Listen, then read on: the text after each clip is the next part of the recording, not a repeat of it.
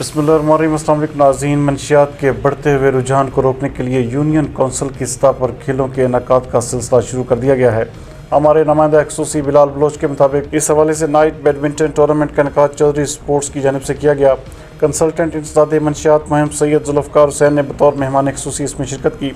इस मौके पर चौधरी शफकत हुसैन, सरबराह Chaudhry sports, Syed Mohsin, doctor Amjad, doctor Farooq समेत दीगर ने भी शिरकत की।